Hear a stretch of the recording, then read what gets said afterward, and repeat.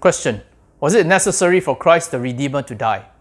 Answer: Christ died willingly in our place to deliver us from the power and penalty of sin and bring us back to God.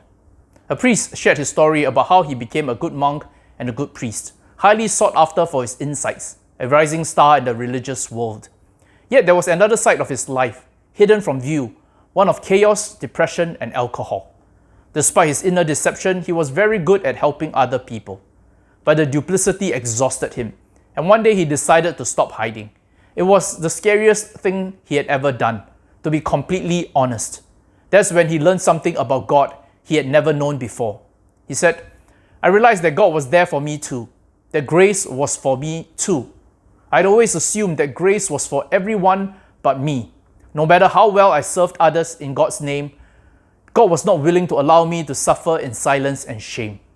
And he said, "My original understanding of the biblical story went something like this.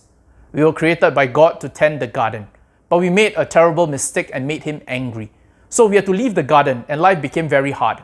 God tried to tell us how to live, but we wouldn't listen. God sent people to show us the way, but we wouldn't accept.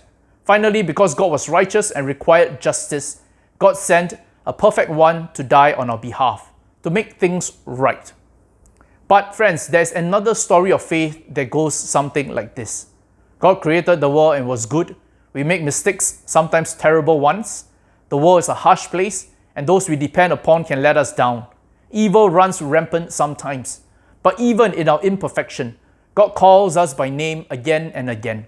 The entire biblical story is, from beginning to the end, one of God's steadfast love. Jesus is the culmination of God's love story, the ultimate expression of what it means to be fully alive and reconciled to God. His death is a symbol of the lengths God will go to set us free and make us whole. Friends, which is your faith story? Now that depends if you truly understand the extent of the death of the Redeemer for you. Amen.